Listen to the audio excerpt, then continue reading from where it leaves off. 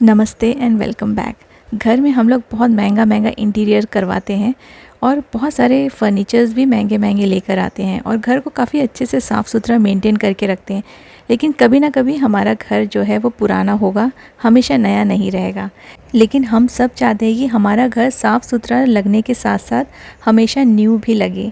लेकिन कई बार हम छोटी छोटी ऐसी गलतियां कर देते हैं जो घर को गंदा और पुराना दिखाती है।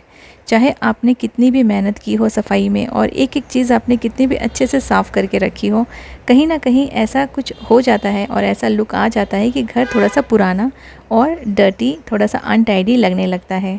ये गलतियाँ क्या हैं और किस तरह से आप अपने घर को हमेशा साफ़ सुथरा और नया लुक दे सकते हैं, आज की वीडियो में आपके साथ शेयर करूँगी। चलिए स्टार्ट करते हैं।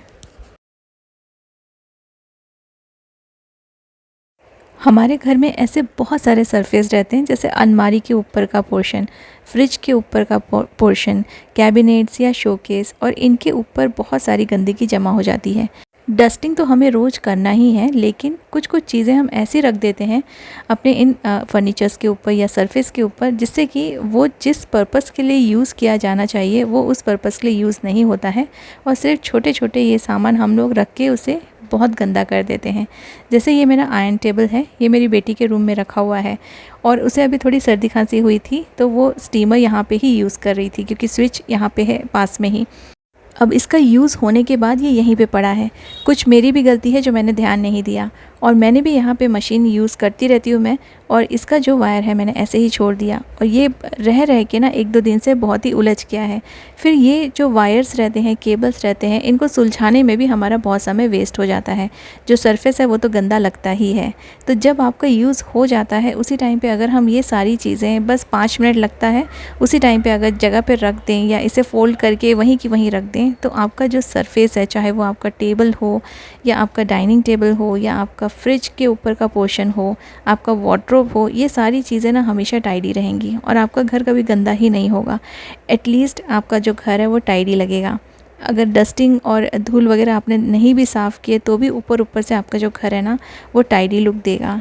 ऐसे सब चीज़ों से हमारा घर गंदा दिखने लगता है और नया घर होने के बाद भी वो धीरे धीरे से पुराना लुक आने लगता है उसमें। इन सब चीज़ों को समेट के रख रही हूँ और फिर आपको दिखा रही हूँ। इसका जो डिफ़रेंस है आपको खुद ही पता चल जाएगा कि पहले ये किस तरह से रखा हुआ था और उसी सामान को मैंने वहीं पे रख दिया है, कुछ चीज़ें हटा दी हैं, तो ये कितना अच्छा साफ़ सुथरा लुक दे रहा है।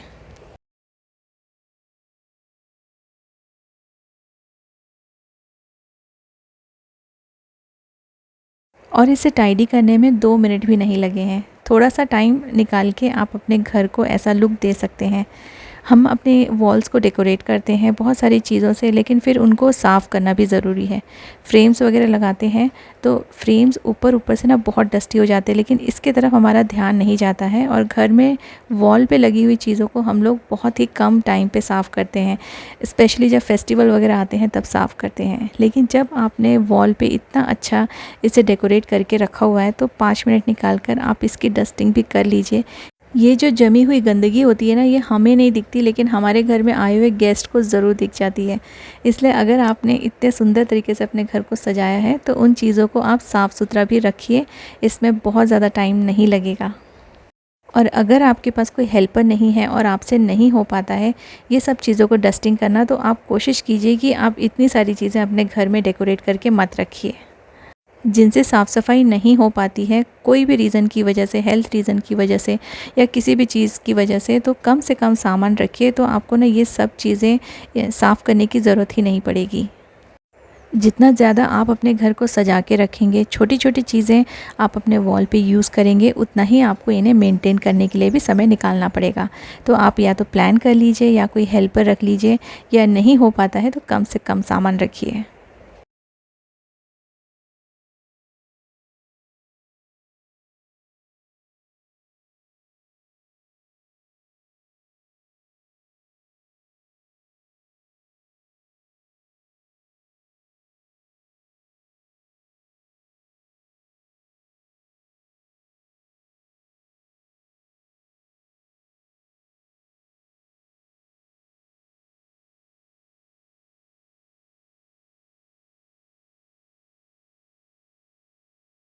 वाइट बेडशीट्स या फिर लाइट कलर की बेडशीट्स घर को बहुत अच्छा लुक देती है, फ्रेश लुक देती है और जो स्पेस है ना वो भी थोड़ा बड़ा दिखता है। तो मुझे हमेशा, आपने देखा होगा मेरे वीडियोस में कि मैं हमेशा वाइट कलर की बेडशीट्स ही लेती हूँ। बेस हमेशा वाइट होता है और उसमें कुछ प्रिंट्स होते हैं। इन्हें मेंटेन करना बहुत ज़रूरी है क्योंकि आपकी वाइट बेडशीट बहुत जल्दी गंदी दिखेगी और ये जो गंदगी है ना, फिर इससे आपका जो बेड है वो भी अच्छा नहीं दिखेगा। बाई चांस अगर आपके घर में कोई गेस्ट आ गए और वो बेडरूम में आ गए और आपकी जो बेडशीट है वो मैली मैली दिखे तो आपको कैसा लगेगा। तो इसलिए अगर आप वाइट बेडशीट यूज़ करते हैं तो उसको मेंटेन करने के लिए आप प्रॉपर्ली उसको बीच बीच में चेंज कीजिए और उसको रिफ़्रेश करते रहिए। जैसे 10 दिन में एक बार तो ज़रूर बेडशीट चेंज कीजिए क्योंकि इसमें धूल भी जमती है और वाइट बेडशीट बहुत जल्दी गंदी हो जाती है। तो अगर आपको भी मेरी तरह वाइट बेडशीट अच्छी लगती है तो इसे मेंटेन करना आपके लिए बहुत ज़रूरी हो जाएगा। घर में हर किसी की ये बहुत गंदी आदत होती है कि कहीं आप बैठ रहे हैं, कुशन्स हटाएं या फिर आपने किसी बुक को यूज़ किया है, पढ़ा है, न्यूज़पेपर पढ़े हैं, तो वो सब हम ऐसे ही छोड़ के चले जाते हैं, जहाँ बैठे थे वहीं पे छोड़ देते हैं। ये एक बहुत ही कॉमन सी हैबिट है और जब गेस्ट आते हैं ना तब जल्दी जल्दी से सारी चीज़ें ले लेके हमें भागना पड़ता है। तो अगर घर में सबकी ये आदत हो कि अगर आप न्यूज़पेपर पढ़ रहे हैं, पढ़ना होने के बाद आप उस न्यूज़पेपर को उसकी प्रॉपर जगह पे रख दीजिए। कुशन्स अगर आपने हटाए हैं बैठने के समय, क्योंकि कभी कभी कंफर्टेबल नहीं होता है बहुत सारे कुशन्स के साथ बैठना और हम बैठते समय इन्हें साइड में रख देते हैं, तो जब आप उठते हैं तब आप इसे बराबर से प्रॉपरली अरेंज करके रख दीजिए जैसे ये पहले रखा था। तो आपका घर ना अनटाइडी होगा ही नहीं और आपके काम भी नहीं बढ़ेंगे। और फिर गेस्ट को कभी भी आने दीजिए, आपका घर उनको हमेशा साफ़ ही दिखेगा।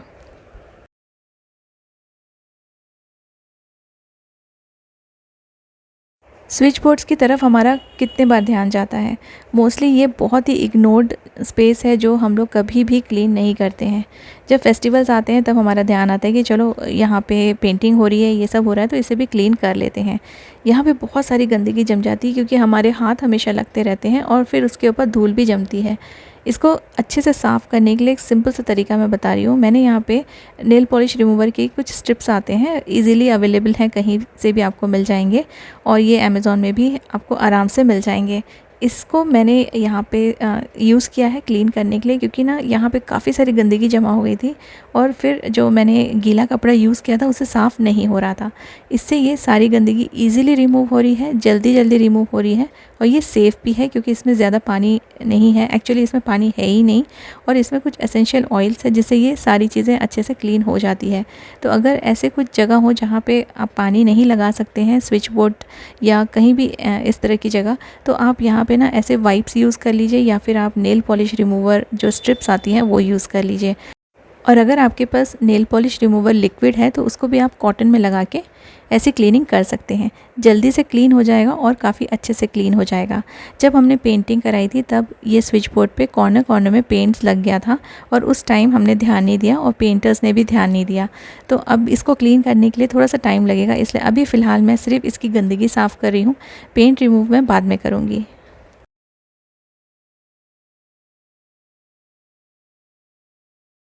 अब करते हैं किचन की बात, क्योंकि किचन में तो नेवर एंडिंग काम होते हैं और सुबह से शाम तक यहाँ पे काम चलते ही रहते हैं। जब कुकिंग हम लोग कर लेते हैं तब कई बार ना हम लोग ठीक से साफ़ सफाई नहीं करते हैं। जहाँ भी गैस रखा होता है उसके साइड वाला जो उसके पीछे जो टाइल्स होती है उसमें बहुत सारे छींटे उड़ते हैं। कई बार ये छींटे दिख जाते हैं मसालों की वजह से और कई बार तेल वेल के जो छींटे रहते हैं वो ट्रांसपेरेंट रहते हैं तो वो दिखते नहीं है, उसमें कोई कलर नहीं होता है। और कई बार ना हमारा जो फ्लोर रहता है उसको हम लोग इग्नोर कर देते हैं और खाना बना के बस किचन से निकल जाते हैं। अगर आपने अपने फ्लोर को साफ़ नहीं किया हो और अगर आपने अपने डस्टिंग के कपड़े को अच्छे से वॉश करके नहीं रखा हो तो आपका जो किचन है वो पूरी तरीके से साफ़ नहीं रहेगा, 100% क्लीन नहीं होगा।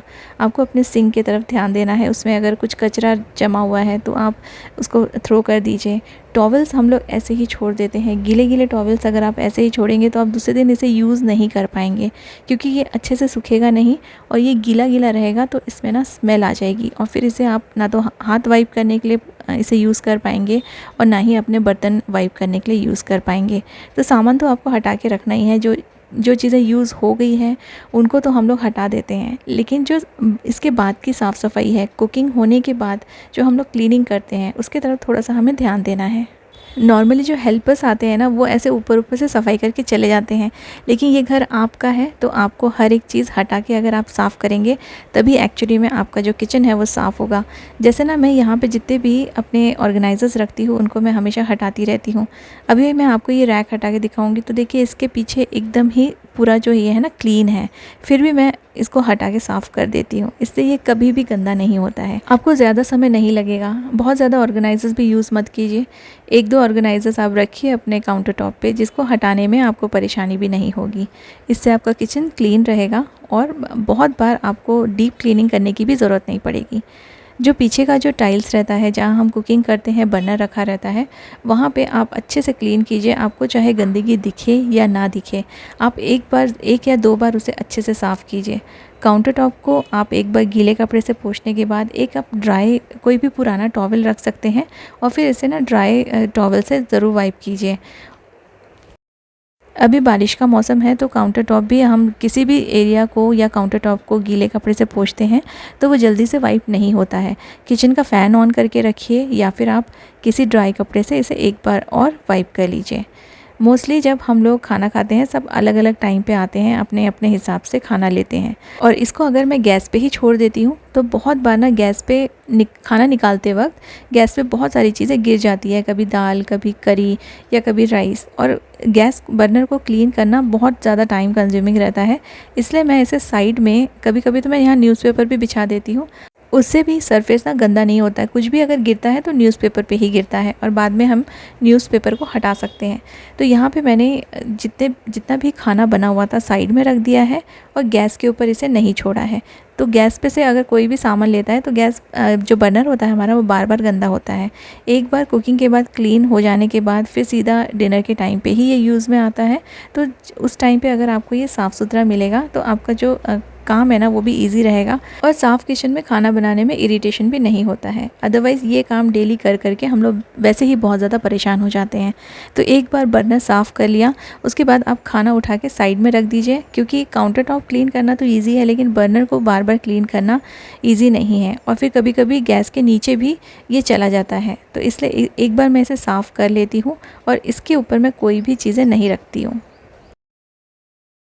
गैस बर्नर को ऊपर और नीचे से बहुत अच्छे से साफ़ करना है, क्योंकि बहुत बार हम लोग साफ़ करते जाते हैं और पीछे कुछ ना कुछ कचरा छूटता जाता है। और अगर आपका जो काउंटर टॉप है वो मेरी तरह डार्क कलर का है, ब्लैक कलर का है या ब्राउन कलर का है या फिर ग्रीन कलर का है, तो उसमें ना बहुत सारी चीज़ें दिखती नहीं हैं और कुछ कुछ गंदगी पीछे ही छूट जाती है। तो इसलिए आप एक से दो बार ज़रूर आप गीले कपड़े से वाइप कीजिए। उसके बाद आप एक बार ड्राई कपड़े से एक हाथ ज़रूर इसको साफ़ कर लीजिए। इससे ये साफ़ भी अच्छे से हो जाएगा। और जो भी चीज़ें आप यूज़ करते हैं ना, जैसे मैं कुछ चीज़ें बर्नर के पीछे ही हैंग करके रखती हूँ छोटे छोटे हुक्स में, जैसे सीज़र हो गया या लाइटर हो गया, तो इसमें भी कई बार खाने के छींटे उड़ते हैं। इनको भी क्लीन करके रखिए।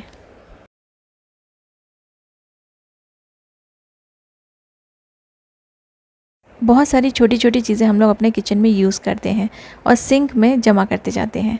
तो जितना पॉसिबल हो सके सिंक को साफ़ रखिए। अगर उसमें कुछ फूड रह गया है, आपकी जो जाली आप यूज़ करते हैं उसको आप रिमूव कर दीजिए, उसे ऐसे ही मत छोड़िए।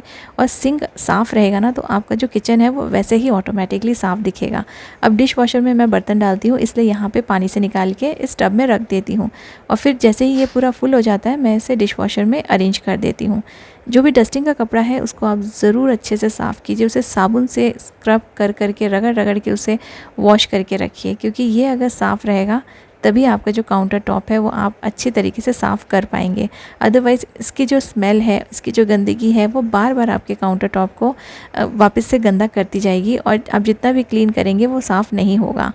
बर्तन एक बार हट गए तो आपको भी सिंक एरिया में साफ़ करने के लिए काफ़ी इजी हो जाता है।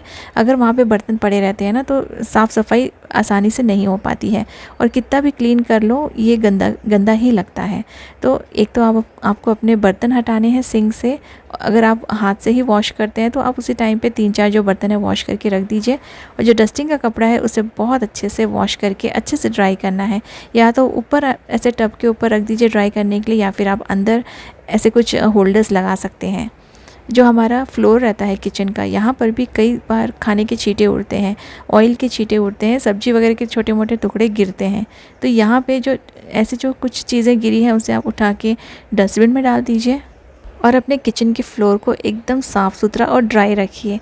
अगर आपके घर में कोई गेस्ट आते हैं ना, तो आपका किचन ऐसे चमकता हुआ मिलेगा, तो उनको भी बहुत सरप्राइज़ होगा कि कैसे आपका जो किचन है वो हमेशा इतना साफ़ सुथरा रहता है। इन सभी बातों का ध्यान रखिए और इन टिप्स को फॉलो कीजिए। आपका घर 24/7 हमेशा साफ़ सुथरा मिलेगा। Thank you so much for watching.